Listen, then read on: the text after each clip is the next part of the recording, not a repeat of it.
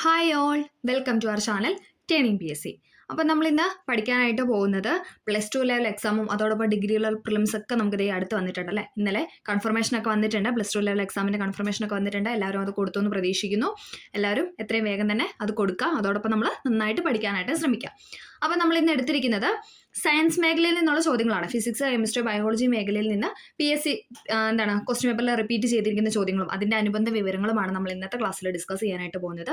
എല്ലാവർക്കും ക്ലാസ്സിലോട്ട് സ്വാഗതം. അപ്പോൾ നമുക്ക് ഒട്ടും വൈകാതെ ക്ലാസ്സിലോട്ട് കിടക്കാം. ആദ്യത്തെ ചോദ്യം, പേശികളെ അസ്ഥിയുമായി ബന്ധിപ്പിക്കുന്ന യോജക കല ഏതാണ്? പേശികളെ അസ്ഥിയുമായി ബന്ധിപ്പിക്കുന്ന യോജക കലയാണ് ഏതെന്ന് പറയുന്ന ഓപ്ഷൻ ഡി, ടെൻഡൻ എന്ന് പറയുന്നത്. ടെൻഡൻ ആണ് പേശികളെ അസ്ഥിയുമായി ബന്ധിപ്പിക്കുന്ന യോജക കല എന്ന് പറയുന്നത്. മനുഷ്യ ശരീരത്തിലെ ഏറ്റവും വലിയ പേശിയാണ് ഏതെന്ന് പറയുന്നത്? ഗ്ലൂട്ടിയസ് മാക്സിമസ് എന്ന് പറയുന്നത്. നമുക്ക് കണക്ട് ചെയ്യല്ലേ, മാക്സിമം, നല്ല വലിപ്പമുള്ള മാക്സിമം ആയിട്ടുള്ള, മിനിമം അല്ല മാക്സിമം ആയിട്ടുള്ളതാണ് ഇതെന്ന് പറയുന്നത്. മനുഷ്യ ശരീരത്തിലെ ഏറ്റവും വലിയ പേശി എന്ന് പറയുന്നത്. ഏറ്റവും ചെറിയ പേശി ചോദിക്കുകയാണെങ്കിലോ അത് സ്റ്റേപ്പിഡിയസ് ആണ് അല്ലെ. സ്റ്റേപ്പിഡിയസ് ആണ് അല്ലെങ്കിൽ സ്റ്റേപ്പിസ് ആണ് മനുഷ്യ ശരീരത്തിലെ ഏറ്റവും ചെറിയ പേശി എന്ന് പറയുന്നത്. ഏറ്റവും നീളമുള്ള പേശിയാണ് ഏതെന്ന് പറയുന്നത്? സാർട്ടോറിയസ് എന്ന് പറയുന്നത്. അതങ്ങനെ ചോദിച്ചു കണ്ടിട്ടില്ല, എങ്കിലും ഒന്ന് ഓർത്ത് വയ്ക്കാം. ഏറ്റവും നീളമുള്ള പേശിയാണ് സാർട്ടോറിയസ്. ഏറ്റവും ബലിഷ്ഠമായ പേശിയാണ് ഗർഭാശയ പേശി എന്ന് പറയുന്നത്. ഏറ്റവും ബലിഷ്ഠമായ പേശിയാണ് ഇത് ഗർഭാശയ പേശി എന്ന് പറയുന്നത്. അസ്ഥികളെ കുറിച്ചുള്ള പഠനം ചോദിക്കുകയാണെങ്കിലോ അത് ഓസ്റ്റിയോളജി ആണ്. ഇമ്പോർട്ടൻ്റ് ആണ്. അസ്ഥികളെക്കുറിച്ചുള്ള പഠനമാണ് ഓസ്റ്റിയോളജി എന്ന് അറിയപ്പെടുന്നത്. അസ്ഥികളെക്കുറിച്ചുള്ള പഠനമാണ് ഓസ്റ്റിയോളജി. മനുഷ്യ ശരീരത്തിലെ ആകെ അസ്ഥികൾ എന്ന് പറയുന്നത് എത്രയാണ്? അത് 206 ആണ്. എപ്പോഴും ചോദിക്കുന്നതാണ് നമ്പർ. മനുഷ്യ ശരീരത്തിലെ ആകെ അസ്ഥികൾ എന്ന് പറയുന്നത് 206 ആണ്. ഇനി അതേസമയം നവജാത ശിശുക്കളുടെ അസ്ഥികൾ ഏകദേശം എത്രയാണെന്ന് വെച്ചാൽ അത് 300 ആണ്. ഇമ്പോർട്ടൻ്റ് ആണ്. നവജാത ശിശുക്കളുടെ അസ്ഥികളുടെ എണ്ണം എന്ന് പറയുന്നത് 300 ആണ്. അത് പിന്നെ പല അസ്ഥികൾ ചേർന്ന് ഒരു അസ്ഥിയായിട്ട് മാറി. അങ്ങനെയാണ് നമുക്ക് ഇത് മനുഷ്യ ശരീരത്തിൽ പ്രായപൂർത്തി ആയതിനു ശേഷമുള്ള അസ്ഥികളുടെ എണ്ണം എന്ന് ചോദിച്ചാൽ അത് 206 ആണ്. 300, 206 അതൊന്ന് ഓർത്തു വയ്ക്കണം. മനുഷ്യ ശരീരത്തിലെ ഏറ്റവും വലിയ അസ്ഥി ചോദിക്കുകയാണെങ്കിൽ അത് ഫീമർ അഥവാ തുടയലാണ്. മനുഷ്യ ശരീരത്തിലെ ഏറ്റവും വലിയ അസ്ഥി ആണെങ്കിൽ അത് തുടയലാണ്. ഇനി ഏറ്റവും വലിയ പേശിയാണ് ചോദ്യങ്ങൾ ഏതായിരുന്നു? നമ്മൾ പറഞ്ഞു ഗ്ലൂട്ടിയസ് മാക്സിമം ആണ്. മനുഷ്യ ശരീരത്തിലെ ഏറ്റവും വലിയ പേശിയാണ് ഗ്ലൂട്ടിയസ് മാക്സിമസ് എന്ന് പറയുന്നത്. മനുഷ്യ ശരീരത്തിലെ ഏറ്റവും വലിയ അസ്ഥി ചോദിക്കുകയാണെങ്കിൽ അത് തുടയല്ല അല്ലെങ്കിൽ ഫീമർ ആണ്. ഇനി ചെറിയ അസ്ഥി ചോദിക്കുകയാണെങ്കിൽ അത് സ്റ്റേപ്പിസ് ആണ് അല്ലെ. ചെവിക്കുള്ളിലെ സ്റ്റേപ്പിസ് ആണ് മനുഷ്യ ശരീരത്തിലെ ഏറ്റവും ചെറിയ അസ്ഥി എന്ന് പറയുന്നത്. അസ്ഥികളുടെ വളർച്ചയ്ക്കും ആരോഗ്യത്തിനും ആവശ്യമായ വൈറ്റമിൻ അല്ലെങ്കിൽ ജീവകം ചോദിച്ചാൽ അത് ഏതാണ്? അത് വിറ്റാമിൻ ഡി ആണ് അല്ലെ. ജീവകം ഡി ആണ് അസ്ഥികളുടെ വളർച്ചയ്ക്കും ആരോഗ്യത്തിനും ആവശ്യമായ ജീവകം എന്ന് പറയുന്നത്. അസ്ഥികളുടെ ആരോഗ്യത്തിന് ആവശ്യമായ ലോഹമാണ് ഏത്? കാൽസ്യം എന്ന് പറയുന്നത്. ഇമ്പോർട്ടൻ്റ് ആണ്. അസ്ഥികളുടെ ആരോഗ്യത്തിന് ആവശ്യമായ ലോഹം ചോദിക്കുകയാണെങ്കിൽ അത് കാൽസ്യമാണ്. അസ്ഥികളുടെ കാഠിന്യത്തിന് കാരണമായ വസ്തുവാണ് ഏത്? കാൽസ്യം ഫോസ്ഫേറ്റ് എന്ന് പറയുന്നത്. അസ്ഥികളുടെ കാഠിന്യത്തിന് കാരണമായ വസ്തു ചോദിക്കുകയാണെങ്കിൽ അത് കാൽസ്യം ഫോസ്ഫേറ്റ് ആണ്.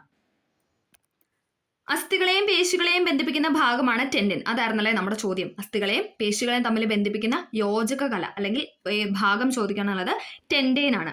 ഇനി അതേസമയം അസ്ഥികളെ തമ്മിൽ ചേർത്ത് വെക്കുന്ന, അതായത് ഒരു അസ്ഥികളും തമ്മിൽ ചേർക്കുന്നതാണെങ്കിൽ അത് സ്നായുക്കൾ എന്നാണ് അറിയപ്പെടുന്നത്. നമ്മുടെ ഓപ്ഷൻ എ ആയിട്ട് നൽകിയിരിക്കുന്ന സ്നായുക്കളാണ് അസ്ഥിയും തമ്മിൽ ചേർത്ത് വെക്കുന്ന ഭാഗത്തെ പറയുന്നത്. സ്നായുക്കൾ അഥവാ ലിഗമെന്റ്, ഇംഗ്ലീഷ് വാക്കാണ് ലിഗമെന്റ് എന്ന് പറയുന്നത്. സ്നായുക്കളുടെ ഇംഗ്ലീഷ് വേർഡാണ് ലിഗമെന്റ്സ് എന്ന് പറയുന്നത്. അസ്ഥിയെ പൊതിഞ്ഞ് സംരക്ഷിക്കുന്ന ആവരണമാണ് ക്യാപ്സ്യൂൾ എന്ന് പറയുന്നത്. അസ്ഥികളെ പൊതിഞ്ഞ് സംരക്ഷിക്കുന്ന ആവരണം ചോദിക്കുകയാണെങ്കിൽ അത് ക്യാപ്സ്യൂൾ ആണ്. ക്യാപ്സ്യൂള്.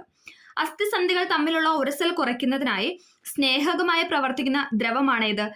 സൈനോവിയൽ ഫ്ലൂയിഡ് എന്ന് പറയുന്നത്. അസ്ഥിസന്ധികൾ തമ്മിലുള്ള ഉരസൽ കുറയ്ക്കുന്നതിന് വേണ്ടിയിട്ട് സ്നേഹകം ആയിട്ട് ഉപയോഗിക്കുന്ന അല്ലെങ്കിൽ പ്രവർത്തിക്കുന്ന ദ്രവം ചോദിക്കുകയാണെങ്കിൽ അത് സൈനോവിയൽ ദ്രവമാണ്. സൈനോവിയൽ ദ്രവം. അസ്ഥികളെ ബാധിക്കുന്ന പ്രധാന രോഗങ്ങളാണ് ഏതൊക്കെ? Osteoporosis, arthritis, rickets, osteomalacia. ഇതെന്നൊക്കെ പറയുന്നത് എന്താണ്? അസ്ഥികളെ ബാധിക്കുന്ന പ്രധാന രോഗങ്ങളാണ്. ഏതൊക്കെയാണ്? ഓസ്റ്റിയോപൊറോസിസ്, ആർത്രൈറ്റിസ്, റിക്കറ്റ്സ്, ഓസ്റ്റിയോമലോഷ്യ എന്ന് പറയുന്നത്. ഓക്കെ, അപ്പൊ ഇത്രയും കാര്യങ്ങൾ ഈ ചോദ്യവുമായി ബന്ധപ്പെട്ട് ഓർത്തിരിക്കുക. എന്താ? അസ്ഥിയും തമ്മിൽ ബന്ധിപ്പിക്കുന്നെങ്കിൽ അത് സ്നായുക്കൾ അല്ലെങ്കിൽ ലിഗമെന്റ്സ്. പേശിയും അസ്ഥിയും തമ്മിലാണ് ബന്ധിപ്പിക്കുന്നത്, അത് ടെൻഡൻ ആണ്. അടുത്ത ചോദ്യം, ജൈവ വൈവിധ്യ സംരക്ഷണാർത്ഥം പൊതുജന പങ്കാളിത്തത്തോടെ നടപ്പിലാക്കുന്ന സംരക്ഷണ സംവിധാനമാണ് ഏതെന്ന് പറയുന്നത്? ഓപ്ഷൻ സി, കമ്മ്യൂണിറ്റി റിസർവ് എന്ന് പറയുന്നത്. ജൈവ വൈവിധ്യ സംരക്ഷണാർത്ഥം പൊതുജന പങ്കാളിത്തത്തോടെ നടപ്പിലാക്കുന്ന സംരക്ഷണ സംവിധാനത്തെയാണ് കമ്മ്യൂണിറ്റി റിസർവ് എന്ന് പറയുന്നത്. ജൈവ വൈവിധ്യ സംരക്ഷണം 2 രീതിയിൽ അല്ലെങ്കിൽ 2 തരത്തിലുണ്ടല്ലേ? ഏതൊക്കെയാണ്? ഒന്ന് ഇൻസിറ്റു കൺസർവേഷൻ, രണ്ടാമത് എക്സിറ്റു കൺസർവേഷൻ. 2 രീതിയിലുണ്ട്. ഇൻസിറ്റു കൺസർവേഷനും ഉണ്ട്, എക്സിറ്റു കൺസർവേഷനും ഉണ്ട്. അതിൽ ഇൻസിറ്റു കൺസർവേഷനിലുള്ളതാണ് ഏതൊക്കെ? വന്യജീവി സങ്കേതങ്ങൾ, national park, community reserve, biosphere റിസർവുകൾ, കാവുകൾ, ഇക്കോളജിക്കൽ ഹോട്ട്സ്പോട്ട്, ഇതെന്നൊക്കെ പറയുന്നത് എന്താണ്? ഇതൊക്കെ ഇൻസിറ്റു കൺസർവേഷന് എക്സാമ്പിൾ ആണ്. ഒന്നും കൂടെ പറയാം. ഇൻസിറ്റു കൺസർവേഷൻ എക്സാമ്പിൾ ആണ് വന്യജീവി സങ്കേതങ്ങൾ, നാഷണൽ പാർക്ക്, കമ്മ്യൂണിറ്റി റിസർവ്, നമ്മുടെ ചോദ്യം അതാണ് അല്ലേ? Community reserve, biosphere reserve, ecological hotspot, കാവ് എന്നൊക്കെ പറയുന്നത് എന്താണ്? അത് ഇൻസിറ്റു കൺസർവേഷന് എക്സാമ്പിൾ ആണ്. ഇനി എക്സിറ്റു കൺസർവേഷൻ എക്സാമ്പിൾ ആണ് ഏതൊക്കെ? സുവോളജിക്കൽ ഗാർഡൻ, നമ്മൾ പറയാറുണ്ട് സൂവില് അല്ലെ, സുവോളജിക്കൽ ഗാർഡന്, ബൊട്ടാണിക്കൽ ഗാർഡന്, ജീൻ ബാങ്ക് എന്നൊക്കെ പറയുന്നത് എക്സിറ്റു കൺസർവേഷന് എക്സാമ്പിൾ ആണ്. അപ്പൊ നമുക്ക് ഇതെല്ലാം ജസ്റ്റ് ഒന്ന് നോക്കാം. നമുക്ക് ചോദ്യ രൂപേണ വരുന്ന രീതിയിലുള്ള കാര്യങ്ങളൊക്കെ നമുക്ക് നോക്കാം. ഓക്കെ. സംരക്ഷിക്കപ്പെടേണ്ട എല്ലാ ജീവി വിഭാഗങ്ങളെയും അതിന്റെ ആവാസ വ്യവസ്ഥയ്ക്കുള്ളിൽ തന്നെ സംരക്ഷിക്കുന്ന രീതിയാണ് ഏത്? ഇൻസിറ്റു കൺസർവേഷൻ എന്ന് പറയുന്നത്. ഇൻസിറ്റു കൺസർവേഷൻ എന്താണ്? സംരക്ഷിക്കപ്പെടേണ്ട എല്ലാ ജീവി വിഭാഗങ്ങളെയും അതിന്റെ ആവാസ വ്യവസ്ഥയ്ക്കുള്ളിൽ തന്നെ വെച്ചുകൊണ്ട് സംരക്ഷിക്കുന്ന രീതിയാണ് ഇൻസിറ്റു കൺസർവേഷൻ എന്ന് പറയുന്നത്. അതിന്റെ എക്സാമ്പിൾ ആണ് നമ്മൾ പറഞ്ഞത് വന്യജീവി സങ്കേതങ്ങൾ, അതോടൊപ്പം കാവ്, ഇക്കോളജിക്കൽ ഹോട്ട്സ്പോട്ട് ഒക്കെ. ഓക്കെ. വന്യജീവി സങ്കേതങ്ങൾ എന്ന് പറഞ്ഞാൽ എന്താണ്? ആവാസ വ്യവസ്ഥകളെ പരിരക്ഷിച്ചുകൊണ്ട് വന്യജീവികളുടെ വംശനാശം തടയാനായിട്ട് പ്രഖ്യാപിക്കപ്പെട്ടുള്ള വനമേഖലയാണ് വന്യജീവി സങ്കേതം എന്ന് പറയുന്നത്. എന്താണ്? ആവാസ വ്യവസ്ഥകളെ പരിരക്ഷിച്ചുകൊണ്ട് വന്യജീവികളുടെ വംശനാശം തടയുന്നതിന് വേണ്ടി പ്രഖ്യാപിക്കപ്പെട്ടിട്ടുള്ള വനമേഖലയാണ് വന്യജീവി സങ്കേതം എന്ന് പറയുന്നത്. എപ്പോഴും വന്യജീവി സങ്കേതത്തിന് എക്സാമ്പിൾ ചോദിക്കാറുണ്ട്. ഏതാണ്? നമുക്കറിയാലേ, പേപ്പാറ വന്യജീവി സങ്കേതം, പെരിയാർ വന്യജീവി സങ്കേതം, വയനാട് വന്യജീവി സങ്കേതം, ഇതൊക്കെ എന്താണ്? വന്യജീവി സങ്കേതങ്ങൾക്ക് എക്സാമ്പിൾ ആണ്. ഇനി നാഷണൽ പാർക്ക് എന്ന് പറയുമ്പോൾ എന്താണ്? നാഷണൽ പാർക്ക് എന്ന് പറയുമ്പോൾ വന്യജീവി സംരക്ഷണത്തോടൊപ്പം ഒരു മേഖലയിലെ ചരിത്ര സ്മാരകങ്ങൾ, പ്രകൃതി വിഭവങ്ങൾ, ഭൗമ സവിശേഷതകൾ എന്നിവയെ കൂടി സംരക്ഷിക്കുന്നതിനായി രൂപപ്പെട്ടവയാണ് നാഷണൽ പാർക്ക് എന്ന് പറയുന്നത്. വന്യജീവി സംരക്ഷണത്തിനോടൊപ്പം ഒരു മേഖലയിലെ അല്ലെങ്കിൽ ആ ഒരു മേഖലയിലെ ചരിത്ര സ്മാരകങ്ങൾ, പ്രകൃതി വിഭവങ്ങൾ, ഭൗമ സവിശേഷതകൾ എന്നിവയെ കൂടി സംരക്ഷിക്കുന്നതിന് വേണ്ടിയിട്ട് രൂപപ്പെട്ടവയാണ് നാഷണൽ പാർക്ക് എന്ന് പറയുന്നത്. വന്യജീവി സംരക്ഷണം മാത്രമാണെങ്കിൽ എന്താണ്? അത് വന്യജീവി സങ്കേതം എന്ന് അറിയപ്പെടുന്നു അല്ലെ, നമ്മൾ പറഞ്ഞു. അപ്പൊ ഈ നാഷണൽ പാർക്കിന് എക്സാമ്പിൾ ആണ് ഏതൊക്കെ? Eravikulam national park, Silent Valley national park, Anamudi Shola national park, Mathikettan Shola, Pampadum Shola, ഇതൊക്കെ എന്താണ്? ഇതൊക്കെ നാഷണൽ പാർക്കുകളാണ്. ഇരവികുളം, സൈലന്റ് വാലി, ആനമുടിച്ചോല, മതികെട്ടാഞ്ചോല, പാമ്പാടുംചോല എന്നൊക്കെ പറയുന്നത് നാഷണൽ പാർക്കിന് എക്സാമ്പിൾ ആണ്. ഇനി കമ്മ്യൂണിറ്റി റിസർവ്, നമ്മുടെ ചോദ്യത്തിൽ അതായിരുന്നു അല്ലെ, കമ്മ്യൂണിറ്റി റിസർവ്. പൊതുജന പങ്കാളിത്തത്തോടെ സംരക്ഷിക്കപ്പെടുന്ന പ്രദേശങ്ങളാണ് കമ്മ്യൂണിറ്റി റിസർവ് എന്ന് പറയുന്നത്. നമുക്ക് തന്നിരിക്കുന്ന ചോദ്യം അത് തന്നെയല്ലേ? പൊതുജന പങ്കാളിത്തത്തോടെ നടപ്പിലാക്കുന്ന സംരക്ഷണ സംവിധാനത്തെയാണ് കമ്മ്യൂണിറ്റി റിസർവ് എന്നുകൊണ്ട് ഉദ്ദേശിക്കുന്നത്. ജനവാസ കേന്ദ്രങ്ങൾക്കിടയിൽ പരിസ്ഥിതി പ്രാധാന്യം ഏറിയ പ്രദേശങ്ങളാണ് ഏതെന്ന് പറയുന്നത്? കമ്മ്യൂണിറ്റി റിസർവ് എന്ന് പറയുന്നത്. ജനവാസ കേന്ദ്രങ്ങൾക്കിടയിലെ പരിസ്ഥിതി പ്രാധാന്യമേറിയ പ്രദേശങ്ങളെയാണ് കമ്മ്യൂണിറ്റി റിസർവ് എന്ന് പറയുന്നത്. അതിന് എക്സാമ്പിൾ ആണ് ഇത്? Kadalundi community reserve. ഇമ്പോർട്ടൻ്റ് ആണ്. കടലുണ്ടി കമ്മ്യൂണിറ്റി റിസർവ് എന്താണ്? കമ്മ്യൂണിറ്റി റിസർവിന് എക്സാമ്പിൾ ആണ്. അടുത്ത് നമ്മൾ പറയുന്നത് ബയോസ്ഫിയർ റിസർവിനെ കുറിച്ചാണ്. ഓക്കെ. ബയോസ്ഫിയർ റിസർവ് ലോകത്തിലെ പ്രധാനപ്പെട്ട ആവാസ വ്യവസ്ഥകളെയും ജൈവ വൈവിധ്യത്തെയും ജനിതക സ്രോതസ്സുകളെയും സംരക്ഷിക്കുക എന്ന ഉദ്ദേശത്തോടെ സ്ഥാപിക്കപ്പെട്ട വിശാലമായ ഭൂപ്രദേശത്തെയാണ് ബയോസ്ഫിയർ റിസർവ് എന്നതുകൊണ്ട് ഉദ്ദേശിക്കുന്നത്.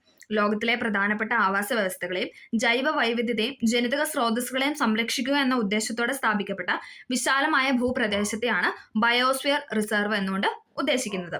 നീലഗിരി, അഗസ്ത്യമല എന്നീ ബയോസ്ഫിയർ റിസർവുകൾ കേരളത്തിലെ പ്രദേശങ്ങളിൽ ഉൾപ്പെട്ടിരിക്കുന്നു അല്ലെ. നീലഗിരി ബയോസ്ഫിയർ റിസർവ് എന്ന് പറയാറുണ്ട്, അഗസ്ത്യമല ബയോസ്ഫിയർ റിസർവ് എന്നൊക്കെ പറയുന്നത് അതൊക്കെ എന്താണ്? കേരളത്തിലെ പ്രദേശത്തിൽ കൂടി ഉൾപ്പെട്ട ബയോസ്ഫിയർ റിസർവുകളാണ്. അടുത്ത നമ്മൾ പറയുന്നത് കാവുകളെ പറ്റിയിട്ടാണ്. മനുഷ്യവാസ പ്രദേശങ്ങളിൽ സംരക്ഷിക്കപ്പെട്ടു വരുന്ന വിസ്തൃതി കുറഞ്ഞ ജൈവ വൈവിധ്യ മേഖലയാണ് കാവുകൾ എന്ന് പറയുന്നത്. എന്താണ്? മനുഷ്യവാസ പ്രദേശങ്ങളിൽ സംരക്ഷിക്കപ്പെട്ടു വരുന്ന വിസ്തൃതി കുറഞ്ഞ ജൈവ വൈവിധ്യ മേഖലയാണ് കാവുകൾ എന്നുകൊണ്ട് ഉദ്ദേശിക്കുന്നത്. ഒരു പ്രദേശത്തെ ജലസംരക്ഷണത്തിൽ കാവുകൾ വലിയ പങ്ക് വഹിക്കുന്നുണ്ട്. ഒരു പ്രദേശത്തെ ജലസംരക്ഷണത്തിൽ എന്താണ്? കാവുകൾ ഒരു പ്രധാന പങ്ക് വഹിക്കുന്നുണ്ടെന്നാണ് പറയപ്പെടുന്നത്. അടുത്തത് ഇക്കോളജിക്കൽ ഹോട്ട്സ്പോട്ട് ആണ്. ഇക്കോളജിക്കൽ ഹോട്ട്സ്പോട്ട് തദ്ദേശീയമായ ധാരാളം സ്പീഷീസുകൾ ഉൾക്കൊള്ളുന്നതും ആവാസനാശ ഭീഷണി നേരിടുന്നതുമായ ജൈവ വൈവിധ്യ മേഖലയാണ് ഇത് ഇക്കോളജിക്കൽ ഹോട്ട്സ്പോട്ട് എന്ന് പറയുന്നത്. പശ്ചിമഘട്ടം, വടക്കു കിഴക്കൻ ഹിമാലയം, ഇൻഡോ ബർമ മേഖല, സുൻഡാലാൻഡ് എന്നിവയാണ് ഇന്ത്യയിലെ ഇക്കോളജിക്കൽ ഹോട്ട്സ്പോട്ട് എന്ന് പറയപ്പെടുന്നത്. ഇമ്പോർട്ടൻ്റ് ആണ്, എക്സാമ്പിൾ ചോദിക്കാറുണ്ട്. പശ്ചിമഘട്ടം, വടക്കുകിഴക്കൻ ഹിമാലയം, ഇൻഡോബർമ മേഖല, സുൻഡാലാൻഡ് എന്നൊക്കെ പറയുന്നത് എന്താണ്, ഇക്കോളജിക്കൽ ഹോട്ട്സ്പോട്ടിന് എക്സാമ്പിൾ ആണ്. അപ്പം നമ്മൾ ഇത്രയും പറഞ്ഞ ഏതാണ്, അതൊക്കെ ഇൻസിറ്റു കൺസർവേഷന് എക്സാമ്പിളുകളാണ് അല്ലേ. സംരക്ഷിക്കപ്പെടേണ്ട എല്ലാ ജീവി വിഭാഗങ്ങളെയും അതിൻ്റെ ആവാസ വ്യവസ്ഥയ്ക്ക് ഉള്ളിൽ തന്നെ സംരക്ഷിക്കുന്ന രീതിയാണ് നമ്മൾ ഇൻസിറ്റു കൺസർവേഷൻ എന്ന് പറയുന്നത്. അതിൻ്റെ എക്സാമ്പിൾ ആണ് നമ്മൾ പറഞ്ഞ വന്യജീവി സങ്കേതം, national park, community reserve, biosphere reserve, കാവുകൾ, പിന്നെ ഇക്കോളജിക്കൽ ഹോട്ട്സ്പോട്ട് എന്ന് പറയുന്നത്. ഇനി നമ്മൾ അടുത്ത പറയാനായിട്ട് പോകുന്ന എക്സിറ്റു കൺസർവേഷൻ ആണ്. എക്സിറ്റു കൺസർവേഷൻ എക്സാമ്പിളും കൂടെ നമ്മളൊന്ന് ഓർത്ത് വെക്കണം. ഏതൊക്കെയായിരുന്നു, zoological garden, zoo, botanical garden, gene bank. അപ്പം നമ്മൾ എക്സിറ്റു കൺസർവേഷൻ ഈ മൂന്നെണ്ണം പഠിച്ചു വെച്ചാൽ ബാക്കിയെല്ലാം നമുക്ക് ഇൻസിറ്റു ആണെന്ന് എഴുതാനായിട്ട് പറ്റും. Zoo, botanical garden, gene bank ex situ conservation example ആണ്. ബാക്കിയെല്ലാം എന്താണ്, ഇൻസിറ്റു കൺസർവേഷൻ എക്സാമ്പിൾ ആണ്. ജൈവജാലങ്ങളെ അവയുടെ സ്വാഭാവിക ആവാസ വ്യവസ്ഥയ്ക്ക് പുറത്ത് സംരക്ഷിക്കപ്പെടുന്ന രീതിയാണ് എക്സിറ്റു കൺസർവേഷൻ എന്ന് പറയുന്നത്. ഇനി അകത്തായിരുന്നെങ്കിലും അത് ഇൻസിറ്റു കൺസർവേഷൻ ആണ്. ഇനി പുറത്ത് സംരക്ഷിക്കുന്ന, അവരെല്ലാം മാറ്റി പുറത്ത് സംരക്ഷിക്കപ്പെടുന്ന രീതിയാണ് നമ്മൾ എക്സിറ്റു കൺസർവേഷൻ എന്ന് പറയുന്നത്. ആദ്യം നമ്മൾ പറയുന്നത് സുവോളജിക്കൽ ഗാർഡൻ അല്ലെങ്കിൽ സൂവിനെ പറ്റിയിട്ടാണ്. വ്യത്യസ്ത ഇനങ്ങളിൽപ്പെട്ട ജന്തുക്കളെ പ്രത്യേകമായി പാർപ്പിച്ച് പരിപാലിക്കുകയും വംശവർദ്ധനവിന് വേണ്ട സാഹചര്യങ്ങൾ ഒരുക്കുകയും ചെയ്യുന്ന സംരക്ഷണ കേന്ദ്രങ്ങളാണ് സുവോളജിക്കൽ ഗാർഡൻ എന്ന് പറയുന്നത്. നമ്മൾ സൂവിലൊക്കെ പോയിട്ടുണ്ട്, നമുക്കറിയാം അല്ലേ. എന്താണ്, വ്യത്യസ്ത ഇനങ്ങളിൽപ്പെട്ട ജന്തുക്കളെ പ്രത്യേകമായി പാർപ്പിച്ച് പരിപാലിക്കുകയും വംശവർദ്ധനവിന് വേണ്ട സാഹചര്യങ്ങൾ ഒരുക്കുകയും ചെയ്യുന്ന സംരക്ഷണ കേന്ദ്രങ്ങളെയാണ് സുവോളജിക്കൽ ഗാർഡൻ എന്നുകൊണ്ട് ഉദ്ദേശിക്കുന്നത്. വനമേഖലയിൽ വംശനാശം സംഭവിച്ച ജീവികളുടെ സംരക്ഷണ കേന്ദ്രം കൂടിയാണ് ഇത് സുവോളജിക്കൽ ഗാർഡൻ എന്ന് പറയുന്നത്. വനമേഖലയിൽ വംശനാശം സംഭവിച്ച ജീവികളുടെ സംരക്ഷണ കേന്ദ്രം കൂടിയാണ് സൂ എന്ന് പറയുന്നത്. തിരുവനന്തപുരം, തൃശ്ശൂർ എന്നിവിടങ്ങളിൽ സുവോളജിക്കൽ ഗാർഡനുകൾ ഉണ്ടല്ലേ. തിരുവനന്തപുരത്തുണ്ട്, അതോടൊപ്പം തൃശ്ശൂർ എന്താണ്, സുവോളജിക്കൽ ഗാർഡൻ ഉണ്ട്. അടുത്ത നമ്മൾ പറയുന്നത് ബൊട്ടാണിക്കൽ ഗാർഡനെ പറ്റിയിട്ടാണ്. ബൊട്ടാണിക്കൽ ഗാർഡൻ വൈവിധ്യമാർന്ന സ്പീഷീസുകളിൽപ്പെട്ട അപൂർവം പ്രധാനപ്പെട്ടതുമായ സസ്യങ്ങളെ സംരക്ഷിക്കുന്ന വിശാലമായ ഗവേഷണ കേന്ദ്രങ്ങളാണ് ഇത് ബൊട്ടാണിക്കൽ ഗാർഡൻ എന്നുകൊണ്ട് ഉദ്ദേശിക്കുന്നത്. വൈവിധ്യമാർന്ന സ്പീഷീസുകളിൽപ്പെട്ട അപൂർവം പ്രധാനപ്പെട്ടതുമായ സസ്യങ്ങളെ സംരക്ഷിക്കപ്പെടുന്ന വിശാലമായ ഗവേഷണ കേന്ദ്രമാണ് ഇത് ബൊട്ടാണിക്കൽ ഗാർഡൻ എന്ന് പറയുന്നത്. കോഴിക്കോട് ഒളവണ്ണയിലെ മലബാർ ബൊട്ടാണിക്കൽ ഗാർഡൻ ഒരു എക്സാമ്പിൾ ആണ്. കോഴിക്കോട് ഒളവണ്ണയിലെ മലബാർ ബൊട്ടാണിക്കൽ ഗാർഡൻ എന്താണ്, ബൊട്ടാണിക്കൽ ഗാർഡൻ എക്സാമ്പിൾ ആണ്. അടുത്ത നമ്മൾ പറയുന്നത് ജീൻ ബാങ്കിനെ പറ്റിയിട്ടാണ്. നമുക്ക് ആ പേരിൽ തന്നെ കണക്ട് ചെയ്യാം അല്ലെ. വിത്തുകള്, ബീജങ്ങള് മുതലായവ ശേഖരിക്കാനും ദീർഘകാലത്തേക്ക് സംരക്ഷിക്കാനുമുള്ള സംവിധാനങ്ങളുള്ള ഗവേഷണ കേന്ദ്രങ്ങളെയാണ് ജീൻ ബാങ്ക് എന്ന് കൊണ്ട് ഉദ്ദേശിക്കുന്നത്. എന്താണ്, വിത്തുകള്, ബീജങ്ങള് മുതലായവ ശേഖരിക്കാനും ദീർഘകാലത്തേക്ക് സംരക്ഷിക്കാനുമുള്ള സംവിധാനങ്ങളുള്ള ഗവേഷണ കേന്ദ്രങ്ങളാണ് ജീൻ ബാങ്ക് എന്ന് പറയുന്നത്. ആവശ്യമായ അവസരങ്ങളിൽ ഇവ ഉപയോഗിച്ച് ജീവികളെ പുനഃസൃഷ്ടിക്കാനായിട്ട് സാധിക്കും. ഉദാഹരണം ചോദിക്കുകയാണെങ്കിലോ, Thiruvananthapuram Rajiv Gandhi centre for biotechnology important ആണ്. തിരുവനന്തപുരം രാജീവ് ഗാന്ധി സെന്റർ ഫോർ ബയോടെക്നോളജിയാണ് ജീൻ ബാങ്കിന് എക്സാമ്പിൾ എന്ന് പറയുന്നത്. അപ്പം നമ്മൾ ഈ ചോദ്യവുമായി ബന്ധപ്പെട്ട് അത്യാവശ്യം മെയിനായിട്ട് എപ്പോഴും ചോദിക്കുന്ന ചോദ്യങ്ങളും കാര്യങ്ങളൊക്കെ പറഞ്ഞിട്ടുണ്ട്. ഇൻസിറ്റു കൺസർവേഷൻ ഉണ്ട്, എക്സിറ്റു ഉണ്ട്. അതിൽ ഇൻസിറ്റു ആണെങ്കിൽ എന്താണ്, ആവാസ വ്യവസ്ഥയ്ക്കുള്ളിൽ തന്നെ സംരക്ഷിക്കപ്പെടുന്നു, മറ്റേതാണെങ്കിൽ പുറത്ത് സംരക്ഷിക്കപ്പെടുന്നു. അതിൽ എക്സിറ്റു കൺസർവേഷൻ എക്സാമ്പിൾ ആണ് zoological, botanical garden, gene bank. ബാക്കിയെല്ലാം ഏതാണ്, ഇൻസിറ്റു കൺസർവേഷൻ എക്സാമ്പിൾ ആണ്. അത് ഏതൊക്കെയായിരുന്നു, വന്യജീവി സങ്കേതം, national park, community reserve, biosphere reserve, കാവുകൾ, ഇക്കോളജിക്കൽ ഹോട്ട്സ്പോട്ട് എന്ന് പറയുന്നത്. വീണ്ടും വീണ്ടും റിപ്പീറ്റ് ചെയ്ത് പറയുന്നത് ആദ്യമായിട്ട് പഠിക്കുന്നവരുണ്ടാവും. അതോടൊപ്പം നന്നായിട്ട് പഠിച്ചിരിക്കുന്നവർക്ക് ഒരു റിവിഷനും കൂടി ആവാൻ വേണ്ടിയിട്ടാണ് നമ്മളിങ്ങനെ റിപ്പീറ്റ് ചെയ്ത് പറയുന്നത്. നമുക്കിനി അടുത്ത ചോദ്യത്തിലോട്ട് കിടക്കാം. ദ്രാവകാവസ്ഥയിലുള്ള യോജക കലയ്ക്ക് ഉദാഹരണം ഏതാണ്? ഇപ്പൊ യോജകലയുമായി ബന്ധപ്പെട്ട രണ്ടാമത്തെ ചോദ്യമാണ് അല്ലെ. ദ്രാവകാവസ്ഥയിലുള്ള യോജകലയ്ക്ക് ഉദാഹരണമാണ് ഏതെന്ന് പറയുന്നത് ഓപ്ഷൻ ഡി, രക്തം അല്ലെങ്കിൽ ബ്ലഡ് എന്ന് പറയുന്നത് എന്താണ്, അതൊരു യോജക കല കൂടിയാണ്. രക്തത്തെക്കുറിച്ചുള്ള പഠനം അറിയപ്പെടുന്ന ഏത് പേരിലാണ്? അത് ഹെമറ്റോളജി എന്നാണ് അല്ലെ. രക്തത്തെക്കുറിച്ചുള്ള പഠനമാണ് ഏത്, ഹെമറ്റോളജി എന്ന് പറയുന്നത്. രക്തം ദ്രാവക രൂപത്തിലുള്ള യോജക കലയാണ് ശരീരത്തിൽ കാണപ്പെടുന്നത്. അപ്പം രക്തം നമ്മുടെ ശരീരത്തിൽ എങ്ങനെയാണ് കാണപ്പെടുന്നത്? ദ്രാവക രൂപത്തിലുള്ള യോജക കലയായിട്ടാണ് നമ്മുടെ ശരീരത്തിൽ ബ്ലഡ് അല്ലെങ്കിൽ രക്തം കാണപ്പെടുന്നത്. ദഹിച്ച ആഹാര ഘടകങ്ങളെ ചെറുകുടലിൽ നിന്ന് കോശത്തിൽ എത്തിക്കുന്നത് ആരാണെന്ന് വെച്ചാൽ അത് രക്തമാണ്. രക്തം അല്ലെങ്കിൽ ബ്ലഡ് ആണ് എന്തെന്ന് പറയുന്നത് ദഹിച്ച ആഹാര ഘടകങ്ങളെ ചെറുകുടലിൽ നിന്ന് കോശത്തിൽ എത്തിക്കുന്നത്. ശരീരത്തിലുള്ള പോഷക ഘടകങ്ങളെയും ഹോർമോണുകളെയും വഹിച്ചുകൊണ്ടു പോകുന്നത് രക്തമാണ്. ശരീരത്തിലുള്ള പോഷക ഘടകങ്ങളെയും ഹോർമോണുകളെയും വഹിച്ചുകൊണ്ടു പോകുന്നത് രക്തമാണ്. ശ്വാസകോശത്തിൽ നിന്നും കോശങ്ങൾക്ക് ഓക്സിജൻ എത്തിച്ചു കൊടുക്കുന്ന ആരാണെന്ന് വെച്ചാൽ അതും ആര് തന്നെയാണ്, രക്തമാണ് അല്ലെ. ശ്വാസകോശത്തിൽ നിന്നും കോശങ്ങൾക്ക് ഓക്സിജൻ എത്തിച്ചു കൊടുക്കുന്നത് അത് ബ്ലഡ് ആണ്. മനുഷ്യ ശരീരത്തിലെ രക്തത്തിന്റെ അളവ് ചോദിക്കുകയാണെങ്കിൽ അത് 5 മുതൽ 5.5 ലിറ്റർ വരെയാണ്. 5 മുതൽ 5.5 ലിറ്റർ വരെയാണ് മനുഷ്യ ശരീരത്തിലെ രക്തത്തിന്റെ അളവെന്ന് പറയുന്നത്. രക്തം ജീവന്റെ നദി എന്നാണ് അറിയപ്പെടുന്നത്. എന്താണ് ജീവന്റെ നദി എന്നറിയപ്പെടുന്നത്? അത് രക്തമാണ്. ഇരുമ്പിന്റെ അംശവും പ്രോട്ടീനും ചേരുന്നതാണ് ഇത് ഹീമോഗ്ലോബിൻ എന്ന് പറയുന്നത്. ഇരുമ്പിന്റെ അംശവും പ്രോട്ടീനും കൂടെ ചേരുന്നതിനാണ് നമ്മൾ ഹീമോഗ്ലോബിൻ എന്ന് പറയുന്നത്. രക്തത്തിൽ കാൽസ്യത്തിന്റെ അളവ് ക്രമാതീതമായി കുറഞ്ഞാൽ ഉണ്ടാകുന്ന പേശികളുടെ കോശി വലിവാണ് ഏത്? ടെറ്റനി എന്ന് പറയുന്നത്. ഇമ്പോർട്ടൻ്റ് ആണ്. ടെറ്റനസ് അല്ല, ടെറ്റനി ആണ്. രക്തത്തിൽ കാൽസ്യത്തിന്റെ അളവ് ക്രമാതീതമായി കുറഞ്ഞാൽ ഉണ്ടാകുന്ന പേശികളുടെ കോശി വലിവ് അറിയപ്പെടുന്നതാണ് ടെറ്റനി എന്ന് പറയുന്നത്. ഇമ്പോർട്ടൻ്റ് ആണ്. രക്തത്തിൽ ഇരുമ്പിന്റെ അളവ് കുറയുന്ന അവസ്ഥയാണ് ഏത്? അനീമിയ അല്ലെങ്കിൽ അനീമിക് ആയി എന്നൊക്കെ പറയാറുണ്ട് അല്ലേ? അപ്പം അനീമിയ എന്ന അവസ്ഥ വരുന്ന എപ്പോഴാണ്? രക്തത്തിൽ ഇരുമ്പിന്റെ അളവ് കുറയുന്നതിനാണ്. രക്തത്തിൽ ഇരുമ്പിന്റെ അളവ് കുറയുമ്പോഴാണ് നമ്മൾ അനീമിയ അല്ലെങ്കിൽ അനീമിക് ആണെന്ന് പറയുന്നത്. ശരീരത്തിൽ ഉണ്ടാകുന്ന മുറിവിലൂടെ ക്ലോസ്ട്രിയം ബാക്ടീരിയ ഉള്ളിൽ പ്രവേശിക്കുമ്പോൾ ഉണ്ടാകുന്ന രോഗമാണ് ഇത് ടെറ്റനസ് എന്ന് പറയുന്നത്. നമ്മൾ മുന്നേ ഒരു ടെറ്റനി പറഞ്ഞത് എന്തായിരുന്നു? രക്തത്തിൽ കാൽസ്യത്തിന്റെ അളവ് ക്രമാതീതമായി കുറഞ്ഞാൽ ഉണ്ടാകുന്ന പേശികളുടെ കോശിവലുവാണ് ടെറ്റനി എന്ന് പറയുന്നത്. ശരീരത്തിൽ ഉണ്ടാകുന്ന മുറിവിലൂടെ ക്ലോസ്ട്രീഡിയം ബാക്ടീരിയ ഉള്ളിൽ പ്രവേശിക്കുമ്പോൾ ഉണ്ടാകുന്ന രോഗമാണ് ഇത് ടെറ്റനസ് എന്ന് പറയുന്നത്. രക്തത്തിന്റെ pH ചോദിക്കാറുണ്ട്. ഏതാണ്? 7.4 ആണ് അല്ലെ. 7.4 എന്ന് പറയുന്നതാണ് രക്തത്തിന്റെ pH വാല്യൂ എന്ന് പറയുന്നത്. രക്തത്തിൽ നിന്ന് മാലിന്യം അരിച്ചു നീക്കം ചെയ്യുന്ന അവയവം ചോദിക്കുകയാണെങ്കിൽ അത് വൃക്കയാണ്. ഇമ്പോർട്ടൻ്റ് ആണ്. രക്തത്തിൽ നിന്ന് മാലിന്യം അരിച്ചു നീക്കം ചെയ്യുന്ന അവയവം ചോദിക്കുകയാണെങ്കിൽ അത് വൃക്കയാണ്. രക്തത്തിന് നീലയും പച്ചയും നിറം നൽകുന്ന കണികകളാണ് ഹീമോസയാനിൻ എന്ന് പറയുന്നത്. ഇമ്പോർട്ടൻ്റ് ആണ്. രക്തത്തിന് നീലയും പച്ചയും നിറം നൽകുന്ന കണികയാണ് ഹീമോസയാനിൻ എന്ന് പറയുന്നത്. ഇനി നമുക്ക് ഇമ്പോർട്ടൻ്റ് ആയ ഒരു 3 ദിനങ്ങൾ കൂടി ഓർത്തു വയ്ക്കാം. രക്തദാന ദിനം ചോദിക്കുകയാണെങ്കിൽ അത് ജൂൺ 14 ഇമ്പോർട്ടൻ്റ് ആണ്. രക്തദാന ദിനം, ബ്ലഡ് ഡൊണേഷൻ ഡേ ചോദിക്കുകയാണെങ്കിൽ അത് ജൂൺ 14 ദേശീയ സന്നദ്ധ രക്തദാന ദിനമാണ് ഇത് ഒക്ടോബർ 1 എന്ന് പറയുന്നത്. ദേശീയ സന്നദ്ധ രക്തദാന ദിനമാണ് ഒക്ടോബർ 1 എന്ന് പറയുന്നത്. ഇനി ദേശീയ രക്തദാനം ചോദിക്കുകയാണെങ്കിൽ അത് സെപ്റ്റംബർ 4 ദേശീയ രക്തദാന ദിനം ചോദിക്കുകയാണെങ്കിൽ അത് സെപ്റ്റംബർ 4. ഇനി normal world blood donor day അല്ലെങ്കിൽ വേൾഡ് രക്തദാന ദിനം ചോദിക്കുകയാണെങ്കിൽ ഏതാണ്? ജൂൺ 14 രക്തദാന ദിനം ജൂൺ 14. ദേശീയ സന്നദ്ധ രക്തദാന ദിനം ഒക്ടോബർ 1. ദേശീയ രക്തദാന ദിനമാണ് സെപ്റ്റംബർ 4 എന്ന് പറയുന്നത്. അടുത്ത ചോദ്യം, മനുഷ്യ ശരീരത്തിൽ ഉപാപചയ പ്രവർത്തനങ്ങളിലൂടെ ഫലമായി ഉണ്ടാകുന്ന വിഷവസ്തുവായ അമോണിയെ വിഷാംശം കുറഞ്ഞ യൂറിയയാക്കി മാറ്റുന്ന അവയവം ഏതാണ്? ഏതാണ്? ഓപ്ഷൻ ബി കരളാണ് അല്ലെ. ഇമ്പോർട്ടൻ്റ് ആണ്. PYQ. മനുഷ്യ ശരീരത്തിൽ ഉപാപചയ പ്രവർത്തനങ്ങളുടെ ഫലമായി ഉണ്ടാകുന്ന വിഷവസ്തുവായ അമോണിയെ വിഷാംശം കുറഞ്ഞ യൂറിയയാക്കി മാറ്റുന്ന അവയവമാണ് ഇത് കരൾ എന്ന് പറയുന്നത്. മനുഷ്യ ശരീരത്തിലെ ഏറ്റവും വലിയ ഗ്രന്ഥിയാണ് ഇത് കരൾ എന്ന് പറയുന്നത്. മനുഷ്യ ശരീരത്തിലെ ഏറ്റവും വലിയ ഗ്രന്ഥിയാണ് ഇത് കരള്. ശരീരത്തിലെ രാസപരീക്ഷണശാല എന്നറിയപ്പെടുന്നതും ഏത് തന്നെയാണ്? അത് കരള് തന്നെയാണ് അല്ലെ. മനുഷ്യ ശരീരത്തിലെ രാസപരീക്ഷണശാല എന്നറിയപ്പെടുന്നത് കരളാണ്.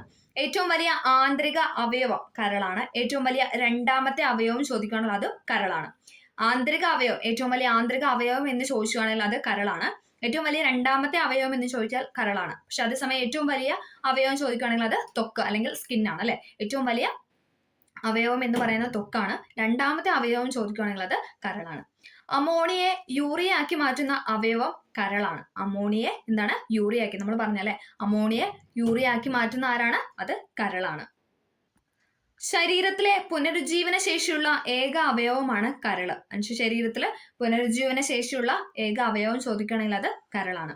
മനുഷ്യ ശരീരത്തിലെ ഏറ്റവും കൂടുതൽ താപം ഉൽപ്പാദിപ്പിക്കുന്ന അവയവവും കരള് തന്നെയാണ്. മനുഷ്യ ശരീരത്തിൽ ഏറ്റവും കൂടുതൽ താപം ഉൽപ്പാദിപ്പിക്കുന്ന അവയവം കരളാണ്. മദ്യം ദോഷകരമായി ബാധിക്കുന്ന ശരീര അവയവം എല്ലാവർക്കും അറിയാം അല്ലെ.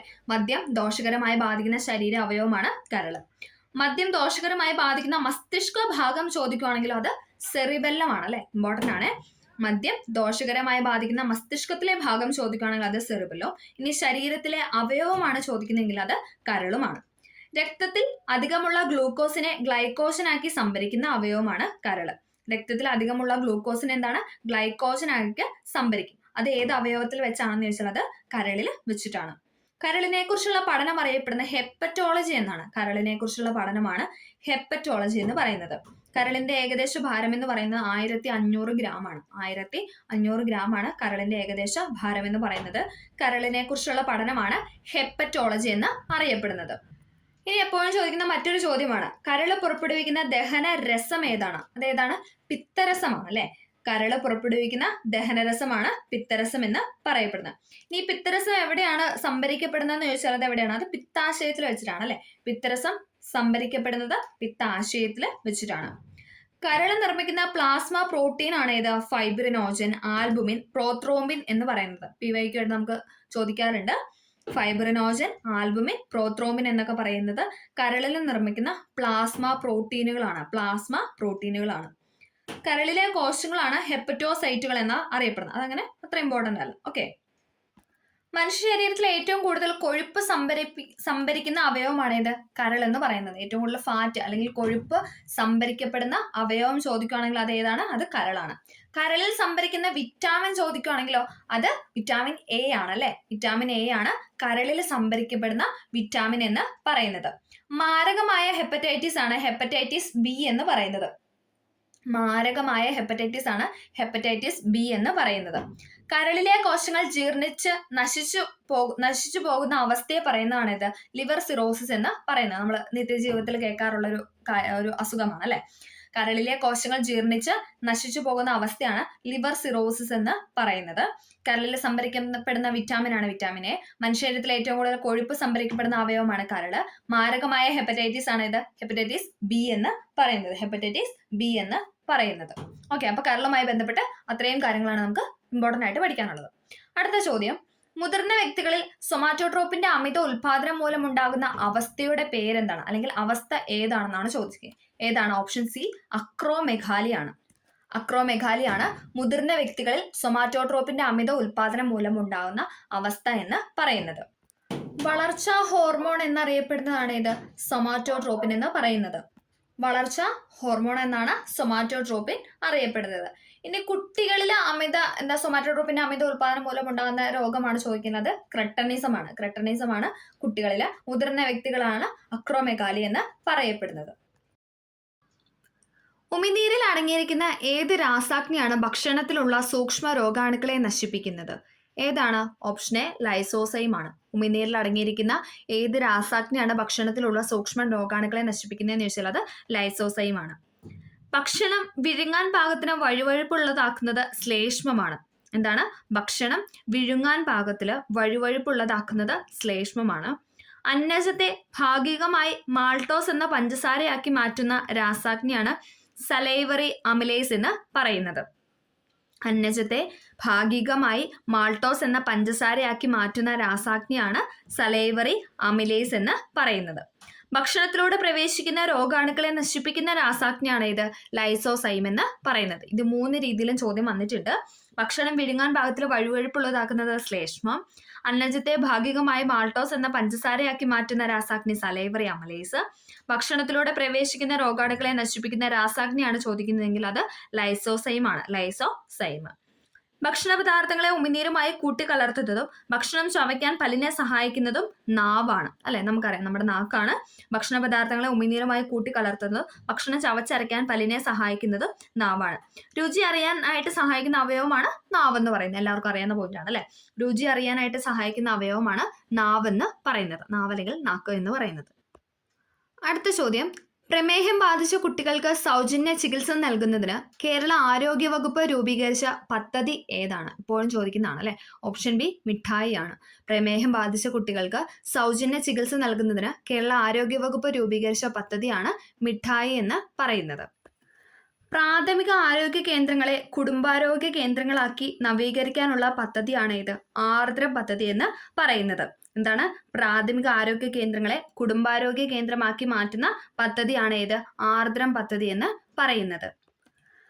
കുട്ടികളിലെ ജന്മനായുള്ള ഹൃദ്രോഗം സൗജന്യമായി ചികിത്സിച്ച് ഭേദമാക്കുന്നതിനുള്ള കേരള സർക്കാരിന്റെ പദ്ധതിയാണ് ഇത് ഹൃദ്യം പദ്ധതി എന്ന് പറയുന്നത്.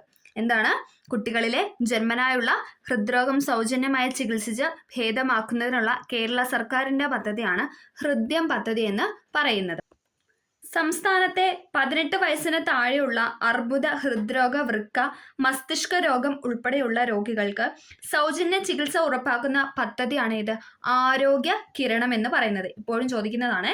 സംസ്ഥാനത്തെ 18 വയസ്സിന് താഴെയുള്ള അർബുദ, ഹൃദ്രോഗ, വൃക്ക, മസ്തിഷ്ക രോഗം ഉൾപ്പെടെയുള്ള രോഗികൾക്ക് സൗജന്യ ചികിത്സ ഉറപ്പാക്കുന്ന പദ്ധതിയാണ് ആരോഗ്യ കിരണം എന്ന് പറയുന്നത്. 18 വയസ്സിന് താഴെയുള്ള കുട്ടികളിൽ ഉണ്ടാകുന്ന ഹൃദയ സംബന്ധമായ രോഗങ്ങൾ, നാഡീരോഗങ്ങൾ, സെറിബ്രൽ പാൾസി, ഓട്ടിസം, അസ്ഥിരോഗങ്ങൾ, ഡയാലിസിസ്, എൻഡോസൾഫാൻ രോഗബാധിതരുടെ രോഗങ്ങൾ, ശസ്ത്രക്രിയ അടക്കമുള്ളവയുടെ ചികിത്സ ചെലവ് എന്നിവയ്ക്ക് വേണ്ടിയിട്ട് ധനസഹായം നൽകുന്ന പദ്ധതിയാണ് താലോലം എന്ന് പറയുന്നത്. രണ്ടും ചോദിക്കാറുണ്ട്. 18 വയസ്സിന് താഴെയുള്ള കുട്ടികൾക്ക് ഉണ്ടാകുന്ന ഹൃദയ സംബന്ധമായ രോഗങ്ങൾ, നാഡീരോഗങ്ങൾ, സെറിബ്രൽ പാൾസി, ഓട്ടിസം, അസ്ഥിരോഗങ്ങൾ, ഡയാലിസിസ്, എൻഡോസൾഫാൻ രോഗബാധിതരുടെ രോഗങ്ങൾ, ശസ്ത്രക്രിയ അടക്കമുള്ളവയുടെ ചികിത്സാ ചെലവ് എന്നിവയ്ക്ക് വേണ്ടിയിട്ട് ധനസഹായം നൽകുന്ന പദ്ധതിയാണ് താലോലം പദ്ധതി എന്ന് പറയുന്നത്.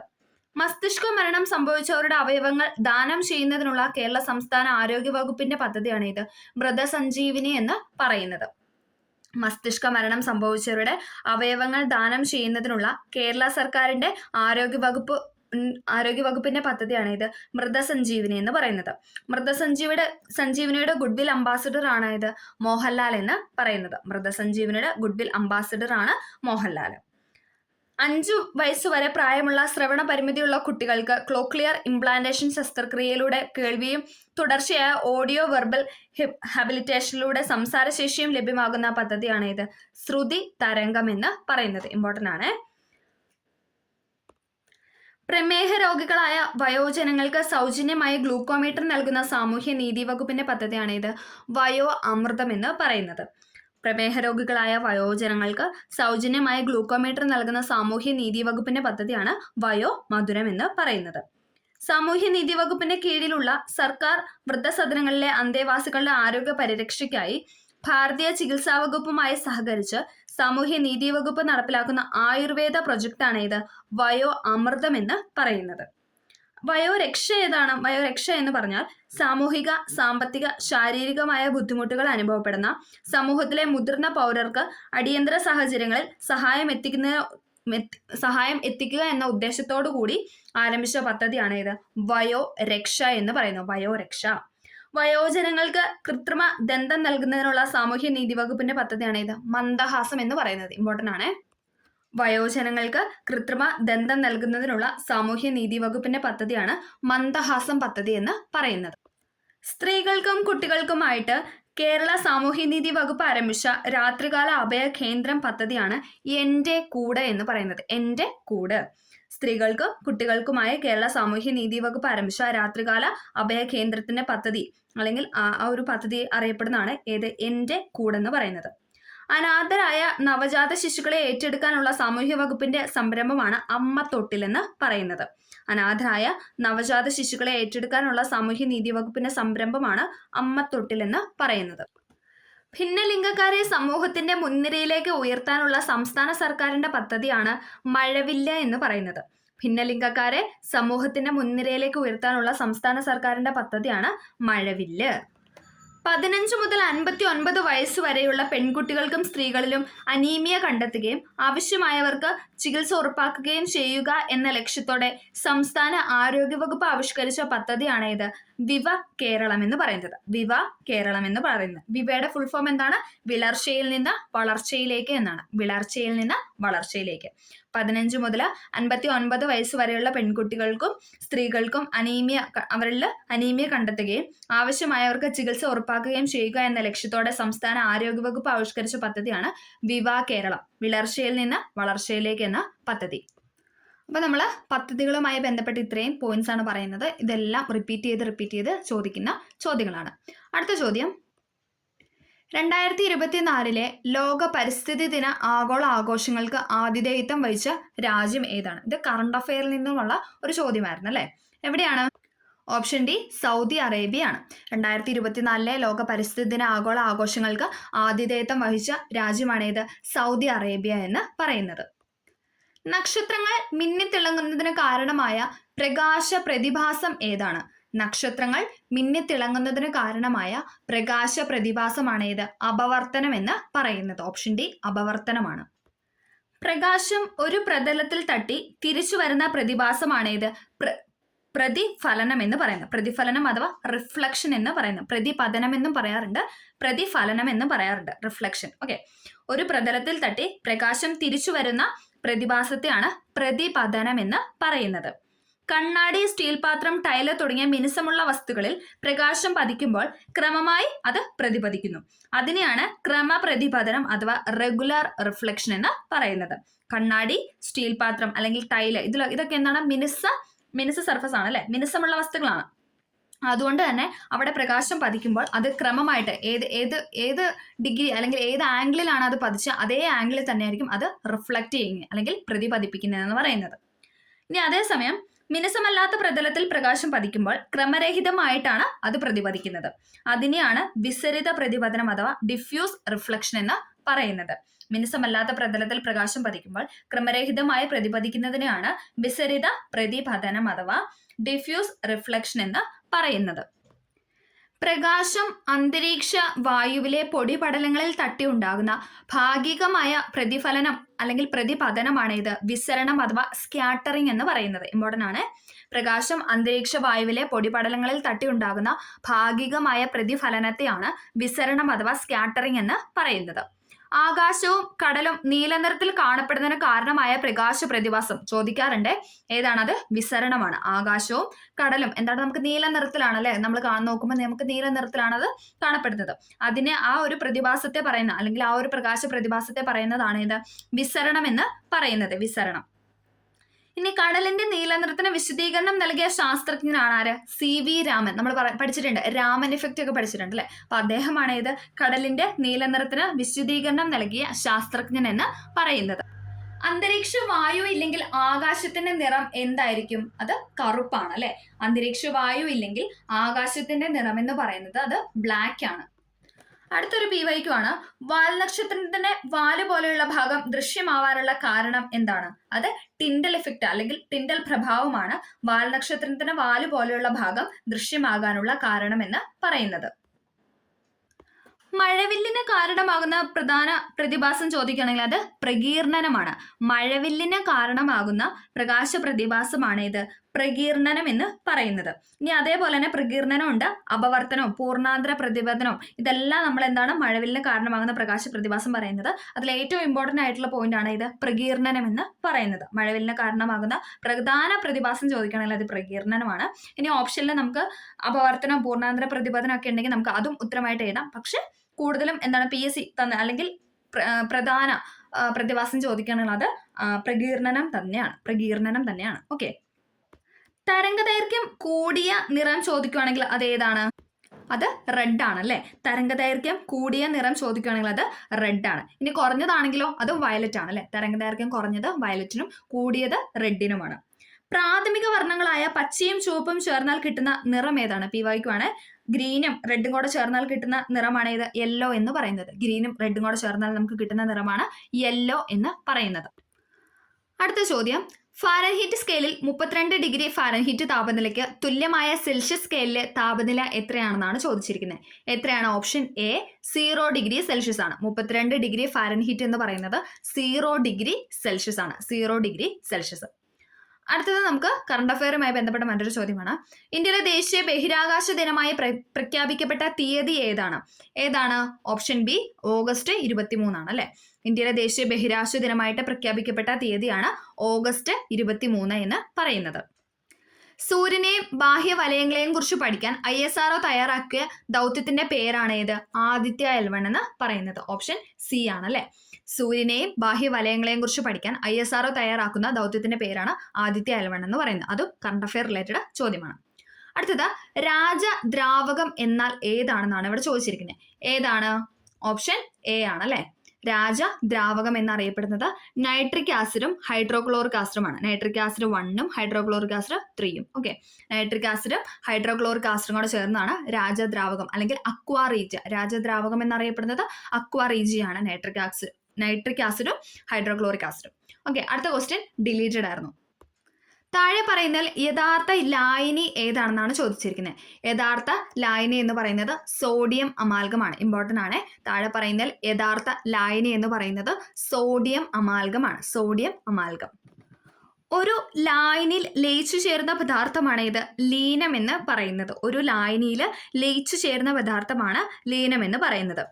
ഏതിലാണോ ലീനം ലയിക്കുന്നത് അതാണ് ലായകമെന്ന് പറയുന്നത്. ഏതിലാണോ ലീനം ലയിക്കുന്നത് അതാണ് ലായകമെന്ന് പറയുന്നത്.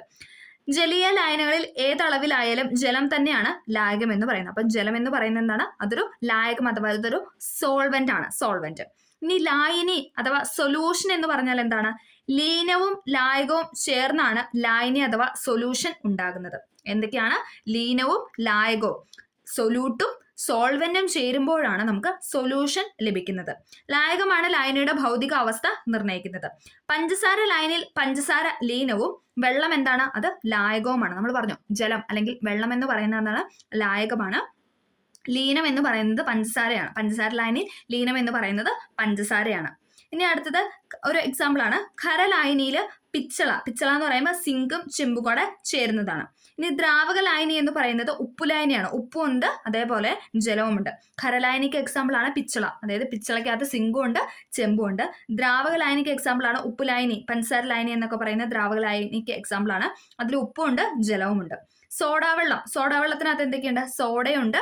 അത് സോഡ എന്ന് പറയുമ്പോൾ കാർബൺ ഡൈ ഓക്സൈഡും ഉണ്ട്, ജലവുമുണ്ട്. സോഡാവെള്ളം എന്ന് പറയുന്നത് കാർബൺ ഡൈ ഓക്സൈഡും ജലവും ചേരുന്നതാണ്. ഫിൽട്ടർ പേപ്പർ ഉപയോഗിച്ച് കണികകളെ അരിച്ചു മാറ്റാനായിട്ട് സാധിക്കാത്തതിനെയാണ് നമ്മൾ യഥാർത്ഥ ലായനി എന്ന് പറയുന്നത്. എന്താണ്? നമുക്കൊരു ഫിൽട്ടർ പേപ്പർ ഒക്കെ ഉപയോഗിച്ച് നമുക്കതിൻ്റെ കണികകളെ അരിച്ചു മാറ്റാനായിട്ട് സാധിക്കത്തില്ല. അപ്പം നമുക്ക് അതെന്ത് പറയാം? അതൊരു യഥാർത്ഥ ലായനിയാണെന്ന് പറയാം. അപ്പം നമുക്ക് സോഡിയം അമാൽഗം എന്താണ്? അതേപോലെ ഫിൽട്ടർ പേപ്പർ ഉപയോഗിച്ച് നമുക്കതിനെ മാറ്റാനായിട്ട് സാധിക്കത്തില്ല. അപ്പം അതുകൊണ്ട് അതെന്താണ്? അതൊരു യഥാർത്ഥ ലായനിയാണ്. ഓക്കെ, അടുത്ത ചോദ്യം. താഴെ പറയുന്നതിൽ സിങ്ക് ബ്ലെൻഡ് എന്നറിയപ്പെടുന്നത് ഏതാണെന്നാണ് ചോദിച്ചിരിക്കുന്നത്. ഏതാണ്? ഓപ്ഷൻ ഡി സിങ്ക് സൾഫൈഡ് ആണ്. സിങ്ക് ബ്ലെൻഡ് എന്നറിയപ്പെടുന്നത് സിങ്ക് സൾഫൈഡ് ആണ്. അടുത്തത് 2023 രസതന്ത്രത്തിനുള്ള നൊബേൽ സമ്മാനം താഴെ പറയുന്നതിൽ ഏത് വിഷയവുമായി ബന്ധപ്പെട്ടതാണെന്നാണ് ചോദിച്ചിരിക്കുന്നത്. ഏതാണ്? ഓപ്ഷൻ സി ക്വാണ്ടം ഡോട്ട്സ് ആണ്. 2023 രസതന്ത്രത്തിനുള്ള നൊബേൽ സമ്മാനം താഴെ പറയുന്നതിൽ ഏത് വിഷയവുമായി ബന്ധപ്പെട്ടതാണെന്ന് വെച്ചാൽ അത് ക്വാണ്ടം ഡോട്ട്സ് ആണ്. അപ്പം നമ്മൾ ഇന്ന് ഇത്രയും ചോദ്യങ്ങളാണ് ഈ ഒരു ക്ലാസ്സിൽ ഡിസ്കസ് ചെയ്യുന്നത്. അത്യാവശ്യം സയൻസ് മേഖലയിൽ നിന്നുള്ള ചോദ്യങ്ങളാണ് നമ്മൾ ചോദിച്ചിരിക്കുന്നത്. നമ്മൾ അതിൻ്റെ മാക്സിമം റിലേറ്റഡ് ഫാക്റ്റും ഇതിൽ ഉൾപ്പെടുത്തിയിട്ടുണ്ട്. ഇനി നമ്മൾ ഡെയിലി എല്ലാ ദിവസവും ക്ലാസ് അപ്ലോഡ് ചെയ്യുന്നതായിരിക്കും. നമുക്ക് കൺഫർമേഷനൊക്കെ വന്നിട്ടുണ്ട്. അതോടൊപ്പം നമുക്ക് അടുത്ത മാസം നമുക്ക് പ്രിലിംസ്, ഡിഗ്രിയുടെ പ്രിലിംസ് എഴുതാനുണ്ട്. പിന്നെ +2 ലെവൽ എക്സാം അതിന് തൊട്ട് പിന്നാലെ തന്നെയുണ്ട്. അപ്പോൾ ഇനി ഒരു എക്സാം സീസൺ അല്ലെങ്കിൽ എക്സാം ഒരു ഇതിലോട്ടാണ് നമ്മളിപ്പോൾ കടക്കുന്നത്. അപ്പോൾ എല്ലാവരും നന്നായിട്ട് പഠിക്കാനായിട്ട് ശ്രമിക്കുക. അതോടൊപ്പം കറണ്ട് അഫെയർ നമ്മൾ വരും ക്ലാസ്സിൽ അപ്ലോഡ് ചെയ്യുന്നതായിരിക്കും. റിലേറ്റഡ് ആയിട്ട് നമുക്ക് ഇനി ചോദിക്കാൻ സാധ്യതയുള്ള ഒരു രണ്ട് വർഷത്തിൽ ഇടയിലുള്ള ചോദ്യങ്ങളൊക്കെ ബന്ധപ്പെടുത്തി അത്യാവശ്യം റിപ്പീറ്റ് ചെയ്ത ചോദ്യങ്ങളും എല്ലാം കൂടെ ഉൾപ്പെടുത്തി ഒരു കറണ്ട് അഫെയറിൻ്റെ ക്ലാസ് നമ്മൾ അപ്ലോഡ് ചെയ്യുന്നതായിരിക്കും. വീഡിയോ എല്ലാവർക്കും ഹെൽപ്ഫുൾ ആയെന്ന് വിചാരിക്കുന്നു. ഹെൽപ്ഫുൾ ആയെങ്കിൽ തീർച്ചയായും ലൈക്ക് ചെയ്ത് സപ്പോർട്ട് ചെയ്യുക. അപ്പോൾ ഓക്കെ, നല്ലൊരു ദിവസമായിരിക്കട്ടെ. താങ്ക്